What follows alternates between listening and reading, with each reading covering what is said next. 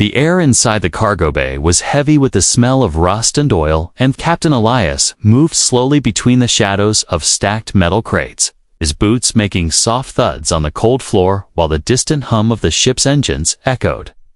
Through the steel walls, he had no reason to be here, not until he heard a sound so faint he almost thought it was his mind playing tricks. A small trembling voice calling out from somewhere ahead. It was not a cry for help. Not exactly it was. Something stranger, softer, almost broken, and it sent a shiver down his spine. The voice whispered, "Can you be my dad?" He froze in place, his breath catching in his chest, because those words felt heavy, as if they carried more than just fear. He stepped closer, following the sound, until he saw a cage tucked into the corner, covered in shadows. The bars were thick, and the lock looked old, but strong. Inside crouched a young alien girl, her knees pulled close to her chest, her arms wrapped around herself like she was trying to keep from falling apart. Her large, luminous eyes caught the faint light from a flickering lamp above, and they locked on him like she had been waiting for him. Her clothes were torn, her skin marked with bruises and dirt, and yet her gaze was steady, as if she had decided something important long before he walked in. He asked, her voice low, "Why did you say that?" She answered, "Because you are the only one who looked at me like I am not nothing." Elias felt something stir in his chest, something dangerous for a man who had spent his life avoiding attachments. The ship around them groaned under the shifting weight of cargo, and somewhere above them, boots thudded across the floor. Smugglers, no doubt heading this way. He knew he should leave her here, knew that opening that cage meant trouble, the kind of trouble you could never walk away from, but he could not step back. Her hands gripped the bars now, her fingers trembling not from fear, but from holding on to hope. He crouched down, looking into her eyes, asking what they did to her. She shook her head, her voice even quieter. "They will be back soon. If they see you, they will hurt you too." Elias glanced at the lock and calculated his chances. He could shoot it open, but the sound would draw them faster. If he tried to break it quietly, he might lose precious seconds. Footsteps above grew louder, the deep, angry voices of men arguing about cargo and payment, and someone mentioning a buyer arriving soon. The girl whispered again, "Please do not go." He swore under his breath, not because of fear, but because of the decision already forming in his mind. He reached for his blaster, checking the charge. The lock was simple but solid. He would have one shot. Before the alarm screamed to life, he hesitated just long enough to wonder why she had chosen him and not anyone else. Maybe it was his face, maybe it was his eyes, or maybe she could sense he was the kind of man who would not walk away from a lost soul. She leaned forward and whispered, "If you leave me, I will not last another day." That was enough. He aimed at the lock and fired. The sharp crack of energy lit the shadows for a heartbeat. The lock burst apart and the door swung open. She stumbled forward into his arms, light and fragile, like she had been starving for more than food. She clung to him so tightly he could feel her shaking through the thin fabric of her clothes. He whispered, "We have to move." Now she nodded without a word. They slipped into the narrow service corridor just as the first alarm began to howl, red warning lights spilling across the cargo bay like blood. The smugglers were shouting now, their voices echoing through the metal halls. Boots pounded on the floors as they began to hunt. Elias guided her through a maze of twisting corridors, using every bit of knowledge he had about ships like this. The girl kept close, her hand gripping the edge of his jacket like she was afraid the metal walls would swallow her if she let go. He asked her name as they ran, but she only shook her head, saying later. First we get away. The ship jolted violently, as if something had slammed into it. Maybe another vessel, maybe a docking clamp locking in place. He cursed under his breath and pushed forward until they reached a maintenance hatch. He pulled it open, shoving her inside the small crawl space, and followed, pulling the hatch shut. Behind them, they crawled in silence, the only sound their breathing and the distant shouts of men tearing through the ship looking for them. He whispered, You will be safe on my ship, but you need to trust me." She paused in the dark, turning her head toward him. "I already do," she said. And for a moment, he almost forgot about the danger. Outside, the crawl space opened into another dim hallway closer to the docking bay. They were almost there, when a shadow moved at the far end, a tall, broad figure stepping into the light, the leader of the smugglers. His voice carried easily across. "The Hall put her down, Captain, and I will let you walk away alive." Elias tightened his grip on the girl, feeling her small fingers curl around his arm. The leader smiled in a way that promised anything but mercy. The alarms screamed louder, the red lights flashing across the steel walls, and Elias knew the next second would decide both their fates, the air between. Elias and the smuggler leader was heavy like the silence before a storm. The red light painted the steel walls in a warning glow. And the girl's grip on Elias tightened, her eyes wide with fear, but holding something deeper like trust. Elias kept his blaster low, but ready. The leader took a slow step forward, his boots clicking against the metal floor, his grin stretching into something cruel. "You open that cage, Captain," he said, like he already knew the answer, "and that means you took my property." Elias felt the girl press closer, her small frame trembling. He said, "She is not property." The leader tilted his head and chuckled. "Then she is cargo, and cargo has a price you cannot pathos." Shouts of more smugglers echoed from behind the leader. Elias's mind raced. The docking bay was only 3 corridors away, but between them stood armed men and a man who would not let them pass without blood. Elias whispered to the girl, "Stay behind me." Then, without warning, he raised the blaster and fired. The bolt hit the overhead light, showering sparks into the hall, blinding their pursuers for a moment. Elias pulled the girl with him turning sharply into a side passage. Alarms wailed louder now, and footsteps thundered in every direction. The girl panted, trying to keep up her hand, never leaving the fabric of his jacket. They ran through narrow corridors, past pipes hissing with steam and open maintenance panels that flickered with failing lights. Elias knew the ship's layout enough to cut through service routes, but the smugglers knew it better. Every corner they turned seemed to have another shadow chasing them, every step heavier than the last. He asked her if she could run faster. She shook her head and said, "I can show you another way, but you will have to trust me." Elias gave her a sharp look. "How do you know the way?" she said. "I have been hiding here for weeks. I know where the vents go before." Elias could reply. She pulled him toward a small maintenance door, barely large enough for one person to slip through. She pressed her hand to a small panel, and the door hissed open, revealing a cramped vent that sloped downward. Elias climbed in first, pulling her in after, and sliding the panel shut behind them. They crawled on hands and knees, the sound of boots fading into the distance. The air inside was warm and smelled of metal, but it was better than the sound of smugglers closing in. After several turns, the vent dropped sharply, and Elias slid down, landing hard on a grated floor. They were now in a long storage room, filled with sealed crates and dim yellow lights. The girl pointed to a hatch in the far corner beyond stacks of boxes that looked untouched for years. Elias moved quickly, weaving between them, his senses sharp, every creak of the floor, every flicker of light feeling like a trap. The girl moved silently behind him until they reached the hatch. She pressed another panel, and it hissed open, revealing a narrow gangway that overlooked the docking bay. Elias saw his ship, the old freighter he called Horizon, resting in the corner of the bay, its hull scratched from years of travel, but engines ready to fly. Between them and safety were 3 armed smugglers standing near the loading ramp. They talked quietly, unaware of Elias. Above, the girl tugged at his sleeve, whispering that more would come soon. Elias took a deep breath, his mind counting seconds. He needed a distraction. He spotted a loose crate hanging from a cargo lift above the bay.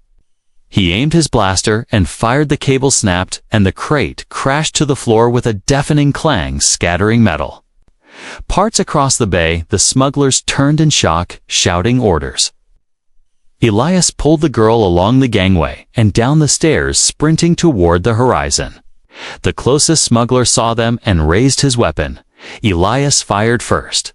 The man fell, and Elias shoved the girl up the loading ramp, yelling for the ship to seal its doors as the ramp closed behind them. The ship shuddered, blaster fire hitting the hull.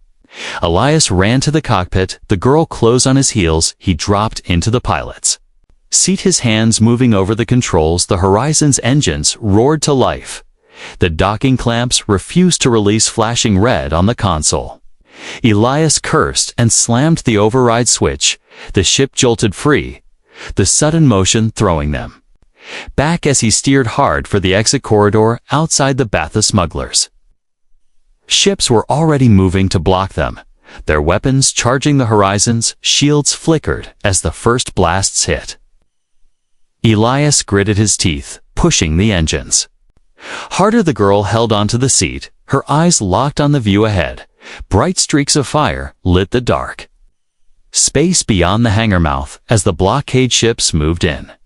Elias spotted a narrow gap between them, just wide enough for a desperate man to try. He angled the Horizon toward it, the engines screaming under the strain.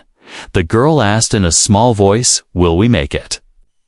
Elias said, "Hold on," and pushed the throttle to maximum. The Horizon shot forward, slipping between the blockade ships as enemy fire blazed past. One shot grazed the side, sending alarms through the cockpit, but they were clear. Space opened before them, endless and dark, with distant stars like scattered diamonds. Elias slowed the ship only slightly enough to breathe again. The girl sat back, her small hands still gripping the seat. He turned to her, asking for her name. She hesitated, then said, "Lyra," her voice soft but steady. Elias repeated it quietly, feeling the sound settle in his mind. She looked at him, her eyes still wide from the escape, and said, "Thank you for not leaving me." Elias nodded, but said nothing, his eyes scanning the navigation screen. A flashing signal caught his attention. It was a coded transmission from a bounty network, and it was about her. The numbers on the bounty made his stomach turn. Before he could speak, Lyra looked at the screen, and her face went pale. She whispered, "They will never stop hunting me, because I am not just a girl. I carry something they all want." Elias asked what she meant. Her answer made the cold in his chest turn to ice. She said, "I carry the key to an ancient weapon." Elias stared at her, the hum of the Horizon's engines filling the silence between them. Lyra sat with her knees pulled up to her chest, her eyes on the floor, as if the weight of what she had said was crushing her. He leaned forward, his voice low, "You need to tell me everything, if I am going to keep you alive." She shook her head, saying, "If I tell you, you might not want to help me anymore." Elias felt a flare of anger, not at her, but at the thought that anyone could make her feel that way. He said, "You are already on my ship, which means I'm already in this." She looked at him then, and for the first time there was a spark in her eyes, not just fear, but hope. She began to speak, her voice trembling at first. She said her people had hidden a great secret for centuries, something not built of metal or stone, but knowledge. A weapon of such power, it could destroy entire fleets or wipe out planets without firing a single shot. That knowledge had been placed inside her mind when she was a child, encoded so that no one could take it. Without the right key, she was the vessel and the key. Both. Elias asked why her. She said, "Because my mother is the last of the keepers and I am her only child." Elias leaned back, trying to process her words. It explained the bounty. It explained why the smugglers treated her like rare cargo, but it also meant every hunter, mercenary, and warlord in this sector would come for her. He rubbed his temples and asked if anyone else knew where her mother was. She nodded slowly, saying she believed her mother was hiding on a small moon in the outer rim. But they had not spoken in months. She had been taken before she could get there. Elias knew the outer rim was crawling with danger, but if her mother really could remove the knowledge safely, it was the only chance they had. The navigation console beeped, pulling his attention. A red indicator blinked, showing multiple ships entering the system from hyperspace. His stomach sank. Bounty hunters. They were moving fast. Elias turned off the main light, switching the horizon to stealth mode. Lyra moved closer, her voice barely above a whisper, asking if they could outrun them. Elias said not in a straight fight, but maybe in another way. He diverted power to the thrusters, guiding the horizon toward the shadow of a massive asteroid field. The bounty hunters followed their signals, sharp and relentless. The rocks around them were jagged and spinning slowly, their surfaces glinting in the faint light from the distant star. Elias weaved between them, the hull groaning under the strain of tight turns. Lyra held her breath every time they scraped to close. The hunters were still behind them, but one ship misjudged a turn and slammed into a drifting boulder, disappearing in a burst of flame. Elias used the distraction to slip deeper into the asteroid field, hiding the ship behind a massive stone that blocked their heat signature. They waited in silence, the sensors showing the hunters sweeping past, unaware of where they had gone. Lyra exhaled slowly, her hands shaking. She asked if it would always be like this, running, hiding. Elias said, "Maybe for a while, but I have never been caught by anyone who tried. Once the danger passed, he guided the horizon out of the asteroid field, setting a course for the outer rim." Lyra finally relaxed enough to eat something from the small galley. Elias watched her, noticing how quickly she devoured the food, like she had been hungry for days. He asked how long she had been in that cage. She said she had lost count after 2 weeks. Every day feeling the same cold floor under her, and the same smell of rust and fear. Elias felt something tighten in his chest again. He was not the kind of man who made promises, but he found himself saying, "I will get you to your mother, no matter what." Lyra looked at him, and for the first time she smiled faintly, a small, fragile thing. But real. It was gone in the next second, when the navigation screen lit up with a flashing message, another transmission. This one encrypted in a code only high-level bounty networks used. Elias opened it, and his eyes narrowed. It was a contract sent to every hunter in the sector, with a promise of more money than most would see in their lifetime. Description was simple and deadly. Primary target, female, alien, age estimate 14, race classified. Additional note, target is considered priceless. Alive. Elias glanced at Lyra. She was staring at the same message, her face pale. She whispered, "They will never stop." Elias said, "Then we make sure they cannot find us." He shut down the transmission and increased the ship's speed. Hours later, as they drifted toward the rim, Lyra began to talk again, telling him small details about her homeworld and her mother's teachings. She spoke of a place of light and water, where the stars seemed closer than anywhere else. Elias listened quietly, storing every detail in case it mattered, but in the back of his mind, he was thinking about something else. The kind of power she carried would not just draw hunters, it would draw entire armies. As the horizon approached the edge of the rim, the long-range scanners beeped again. This time it was not bounty hunters, but something worse, a fleet of black and silver ships with markings Elias recognized from old battles, the kind of enemy that did not take prisoners. Lyra's eyes widened when she saw the shapes on the screen. She said in a tight voice, "Those are the ones who started all this. They will never stop until they have what is in my head." Elias looked at her and said, "Then we make sure they never get close enough to try the horizon's engines." Flared as he prepared for the most dangerous run of his life. The fleet was closing in, and somewhere on a distant moon, her mother might be the only one who could end this.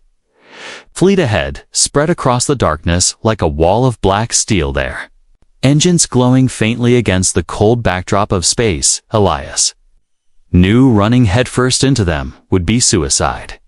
Yet turning away would only give them more time to close in. Lyra sat in the co-pilot seat, her hands gripping the armrests, her eyes fixed on the tactical display. She asked in a tight voice, "What will you do?" Elias kept his focus on the controls and said, "What I always do, stay alive." He guided the horizon into a slow drift, changing course just enough to skirt the edge of the fleet's detection range, but these ships were not the kind to miss such movement within minutes. A deep mechanical voice crackled over the comm, demanding the immediate surrender of vessel ID Horizon and the release of the primary target.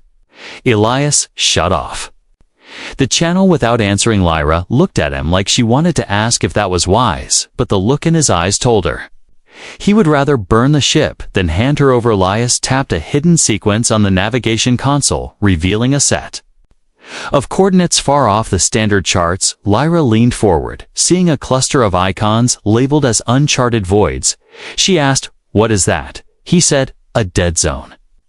No beacons, no signals, no rules. If we make it in there, they will have a hard time finding us." She nodded, but asked if it was safe. Elias smirked and said, "No, but neither is Hirtha." Horizon's engines roared as he shifted power to the thrusters. The sudden burst, sending them toward the edge of the fleet's trap. Warning lights flashed on the console as enemy ships began pursuit. Blaster fire streaked past the cockpit windows. Lyra flinched with each near miss. Elias kept weaving the ship through the crossfire, forcing the enemy to adjust their formations. One of their interceptors came too close, and Elias spun the Horizon hard, clipping the enemy wing and sending it tumbling into another ship. The explosion lit the void in a brief flash, giving them a narrow gap to push through. Once they were clear of the immediate chase, Elias engaged the long jump drive. The Horizon shuddered violently as the stars stretched into blurs. Lyra pressed back into her seat, eyes wide as space twisted around them. Elias kept his hands steady on the controls, his mind locked on the coordinates. Ahead, after what felt like hours, they dropped out into darkness so thick it seemed to swallow the ship. The sensors showed nothing, no planets, no asteroids, no light. Lyra whispered, "Where are we?" Elias answered, "In the kind of place hunters fear too." Entering the silence that followed, Lyra's voice was small but firm. She said, "I did not tell you everything." Before Elias gave her a side glance, she took a deep breath and continued, "The knowledge in my mind is not just a weapon. It is a design for something that should never exist. My people called it the voice of suns. It can ignite the heart of a star, turning it into a weapon that can wipe out entire systems." Elias felt his chest tighten at the thought, and asked, "Hi, would anyone make such a thing?" She said, "It was not made to kill. It was made to end a war, but when the war was over, it was hidden, so no one could use it again." Elias leaned back in his seat, thinking hard if what she said was true. She was carrying something more dangerous than any fleet, more dangerous than any empire. He asked if she could remove it herself. She shook her head, saying, "Only my mother knows the full unlocking sequence, and if it falls into the wrong hands, there will be nothing left of the worlds we know." Before Elias could respond, the Horizon sensors beeped a faint signal pulsing in the void. He frowned, because nothing should be here. Lyra's eyes narrowed as she recognized the rhythm of the pulse. It was a distress code, one used by her people. Her heart began to race. Elias traced the signal to a point ahead and pushed the ship toward. Its slowly shapes began to emerge from the black. A cluster of small crafts, drifting aimlessly, their hulls scarred by battles. They drew closer. They saw one of the ships was still faintly powered. Elias maneuvered the Horizon alongside and extended a docking arm. Lyra followed him to the airlock, her steps quick with worry. The inner door hissed open, revealing a dim corridor lit by flickering panels. The smell of burnt metal hung in the air. They moved cautiously until a figure appeared at the far end, stumbling toward them. It was a woman, her hair silver, her eyes the same luminous shade as Lyra's. She stopped when she saw them, her gaze locking on the girl. Lyra gasped and whispered, "Mother." The woman hurried forward, embracing Lyra tightly, tears shining in her eyes. Elias stepped back, giving them a moment, but then noticed something wrong. The woman's wrists were bound by a thin metallic cord. Lyra pulled back, confused, her mother's voice trembling as she said, "We do not have much time." Elias asked who did this. She looked over her shoulder at the dark corridor and whispered, "The mercenaries. They will be here any second. You must take her and go." Elias frowned, asking, "What about you?" She met his eyes and said, "Protect her, even for me." "If you must." Before Elias could ask what she meant, the sound of heavy boots echoed through the ship's shadows, moved. In the far hall, blasters ready, the mercenaries had found them. Elias grabbed Lyra's arm and pulled her toward the airlock, her mother's voice calling after them. Do not let them open. Her mind, the door sealed behind them, just as a volley of blaster fire lit the corridor. Elias pushed Lyra ahead as they sprinted through the docking arm alarms, screaming across both ships. The Horizon's engines roared as he fired the thrusters, tearing free from the docking clamps and sending them spinning. Into the black void, Lyra stood in the cockpit, breathing hard, staring at the receding image of her mother's ship, surrounded by enemy craft. Elias gripped the controls, his jaw tight. He did not know what her mother's warning truly meant, but he knew one thing: whatever was in Lyra's mind was now worth killing for, and he was not about to let anyone take it. The Horizon tore through the black void, engines straining under Elias's command, the shock of what just happened still heavy in the air. Lyra sat beside him, her hands gripping the armrests, her eyes locked on the faint glimmer of her mother's ship shrinking behind them. Her voice shook as she asked why we did not take her. Elias kept his eyes forward, jaw tight. Your mother told me to protect you, even from her if I must. Lyra stared at him like she could not understand what that meant. The scanners lit up with fresh signals, mercenary ships breaking away from the wreckage of the battle and giving chase, their engines flaring bright against the void. Elias diverted more power to the thrusters, the Horizon leaping forward, but the mercenaries were faster, sleek black crafts with weapons designed to cripple before kill. The first blast struck the shields, sending a deep vibration through the cockpit. Lyra flinched, holding her breath. Elias muttered, "Hold together, girl," speaking to the ship like it could hear him. He spun the Horizon sharply, diving between two drifting hulks from an old battle, their twisted metal frames blocking some of the enemy fire. Lyra leaned forward, pointing toward a narrow gap between a spinning fragment of a destroyed cruiser and a jagged asteroid. Elias nodded, pulling the ship through with barely a meter to spare the mercenaries. Followed, but one ship clipped the asteroid and spun out in flames. The rest adjusted, closing in tighter. Elias knew they could not keep running forever. He pulled up a hidden route on the navigation display, a rebel outpost hidden on a frozen moon deep in the rim, not far from their current heading. He told Lyra, "We can find help there, maybe even allies." Her expression darkened. She said, "My mother warned me. The rebels cannot be trusted," Elias said. "Right now, we do not have the luxury of trusting anyone." The Horizon burst from the debris field into open space. The mercenaries right behind one of them launched a grappling missile. The cable wrapping around the Horizon's hull and locking tight, alarms screamed through the ship. Elias swore and switched to manual controls, jerking the ship violently to shake the tether it held fast. Lyra's hands clenched the console, her voice urgent. "They will board us." Elias's eyes narrowed. "Not if I burn them first." He triggered the engine boost and spun the ship in a sudden barrel roll. The tension snapped the missile's cable, whipping back into the attacker's hull. The explosion lit the void in orange light. Only two mercenary ships remained, and they were cautious now, keeping their distance. Elias kept the Horizon moving toward the coordinates, the frozen moon slowly appearing on the scanner, its white surface shining faintly under the weak light of a dying sun. But as they drew closer, the scanner showed movement on the surface. A large settlement with heat signatures and multiple power sources. Lyra stared at the display, whispering, "This is not how the outpost should look." Elias frowned as the Horizon descended, breaking through the thin atmosphere. The landing pads were busy with ships of all kinds, smugglers, traitors, mercenaries, and worse. The rebels were not alone here. Elias brought the Horizon down near the edge of the pad, keeping the engines warm in case they needed to leave fast. As they stepped out, cold wind whipped against their faces, the sky heavy with gray clouds. Lyra stayed close, her hood pulled over her head. Elias scanned the crowd, noting too many eyes lingering on them. They pushed through the settlement, narrow streets lined with metal huts and flickering signs, the smell of oil smoke and cold metal everywhere. Elias led them toward a large building at the center, a makeshift command hall guarded by men and women with mismatched armor. One of them stepped forward, a tall, scarred man with sharp eyes. He looked at Elias, then at Lyra, and smiled the kind of smile that meant danger.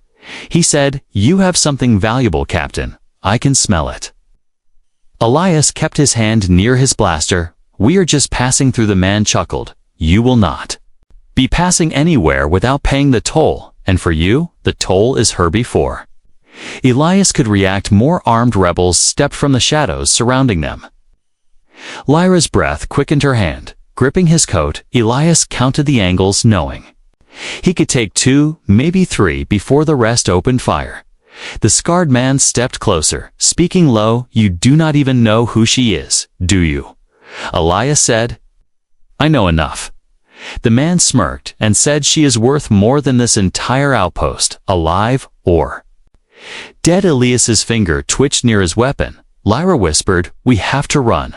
Elias glanced at her, then back at the rebels, his voice steady. "I will give you one chance to step aside." The scarred man laughed and raised his hand to signal the attack. But before it came, a loud explosion ripped through the square, throwing debris and bodies into the air. Screams filled the cold wind. Mercenary ships were landing on the far side of the settlement, their guns cutting down anything in their path. Elias grabbed Lyra's arm, pulling her into the chaos blaster, fire streaking past them as they dodged through smoke and panicked crowds. They reached the edge of the pad where the horizon waited. Elias hit the ramp controls as they ran the ship's engines, roaring to life. The mercenaries saw them and opened fire shots, slamming into the hull. Elias pushed Lyra inside and dove in after sealing the ramp behind them. The horizon lifted off, engines screaming as it punched back into the sky. The mercenaries gave chase again, but this time Elias knew they could not risk another straight run. He took the horizon into a steep climb, heading for the shadow of a nearby gas giant, the storm clouds within its atmosphere churning with violent winds and lightning. Lyra looked at him, wide-eyed. "Are we hiding in there?" Elias's voice was grim. "Yes, because it is the one place they will not want to follow us." The horizon disappeared into the swirling clouds. The radar showed the mercenaries hovering at the edge, waiting for them to make a mistake, but Elias had no intention of letting them decide the next move. The horizon plunged into the storm clouds of the gas giant, lightning flashing across the sky like cracks in the heavens, winds howling against the hull. Elias gripped the controls tight, feeling the ship buck and sway as the turbulence pushed them around. Lyra sat beside him, holding the armrest with one hand and bracing herself against the console with the other, her eyes wide at the endless swirl of dark clouds around them. Elias kept his voice calm over the roar outside. "This will shake them off." The radar flickered as the thick atmosphere scrambled their signals for a few seconds. The mercenaries disappeared from the display, but Elias knew they would not give up so easily. He guided the horizon deeper into the storm until the light outside dimmed to near black flashes of white lightning, briefly illuminating the cockpit. Lyra asked if the ship could handle this. Elias said, "If she holds long enough, yes." A sudden beeping from the scanner drew his attention. A faint signal was pushing through the interference. It was weak and broken, but it carried a pattern. Elias recognized distress code, not from random ships, but from Lyra's people. Again, he locked onto the coordinates and found it was coming from one of the storm's lower layers, buried in the churning clouds and almost invisible to normal sensors. Lyra leaned closer, her voice trembling. "That is her, my mother." Elias hesitated. They were already in dangerous territory, but if the signal was real, they could not ignore Ive. Adjusted the ship's course, forcing the horizon to dive deeper. The clouds pressed heavier. The lightning closer. The hull groaned as if protesting the descent, then through a break in the storm, Elias saw a large vessel drifting in the dark, its hull battered and scorched by battle, its lights flickering like dying embers. The ship was anchored to a floating platform built into the gas giant's upper atmosphere. A kind of hidden station. Elias brought the horizon in slow scanning for life signs. The readings confirmed a handful of survivors. They docked carefully, the airlock sealing with a metallic clang. Elias grabbed his blaster and motioned for Lyra to stay close. The moment they stepped inside the station, the air smelled of burnt metal and stale smoke. The corridors were dim-lit only by the emergency lights. They moved cautiously until footsteps echoed ahead. A shadow emerged into the flickering light and Lyra gasped. It was her mother, but she looked different, thinner, weaker. Her wrists bound by glowing restraint, cuffs, her eyes tired, yet still sharp. Lyra ran forward, but stopped short when two armed mercenaries stepped from the shadows behind her mother, their weapons raised. Elias's blaster was up instantly, his voice hard. Let her go. One mercenary smirked. She is the bait, Captain. You walked right into it. Lyra's mother met Elias's eyes and spoke quickly. You must take her and leave now before they open the vault. Elias frowned. What vault? She said. The vault in my mind, the one they want unlocked before they kill us all. The mercenaries ordered them to drop their weapons. Elias calculated the angles. The hall was narrow, but there were too many to take without risking Lyra's life. Lyra's mother shook her head slightly, as if telling him not to fight now. Then the sound of heavy boots came from deeper inside the station. More mercenaries arriving to box them, and the leader stepped into view, tall, broad, armored head to toe, his voice deep. Bring them to the central chamber. They were marched through winding corridors into a large room at the heart of the station, its walls lined with strange alien machinery humming with energy. In the center was a tall cylindrical device, cables snaking from its base into the walls. The leader gestured toward it. This is the key extractor, and your girl will make it work. Lyra clung to Elias's arm, shaking. Elias stepped forward, his blaster gone, but his voice steady. If you touch her, you will not live to regret it. The leader only laughed and signaled to his men to. Mercenaries grabbed Lyra's mother, dragging her to the machine. She fought back, but the cuffs glowed brighter, sending painful shocks through her body. Lyra screamed for them to stop. Elias's fists clenched, but he knew one wrong move, and they would shoot her. The leader explained calmly, your girl holds half of the sequence in her mind. The other half is in the mother. Together, they open the vault, we take what we need, and maybe we let you live. Elias's mind raced the machines in the room. Were old alien tech, unfamiliar, but he spotted a control panel near the wall, partially exposed from earlier damage. As the mercenaries focused on preparing the mother for the machine, he leaned slightly toward Lyra, whispering, when I say run, you run to that panel and press the red lever.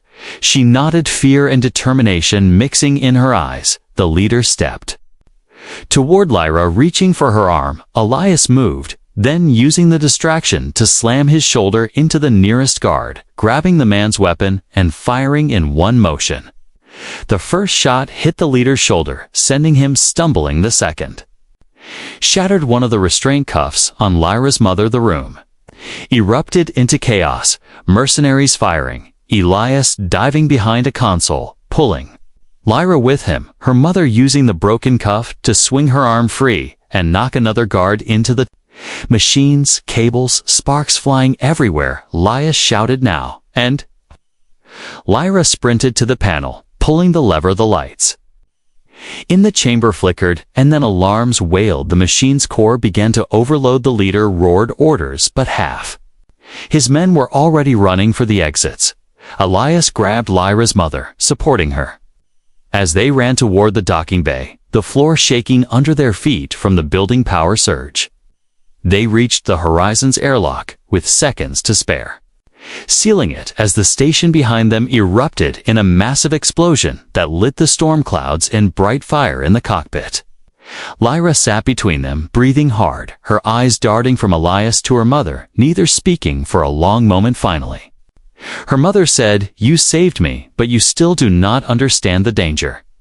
Elias asked, then tell me. She looked at him and said, the vault is not only a weapon, It is a message from the first age of the stars, and if it is opened, the galaxy will burn the horizon cut through the storm clouds, leaving the burning wreck of the station far behind. But the tension inside the cockpit was heavier than the silence outside.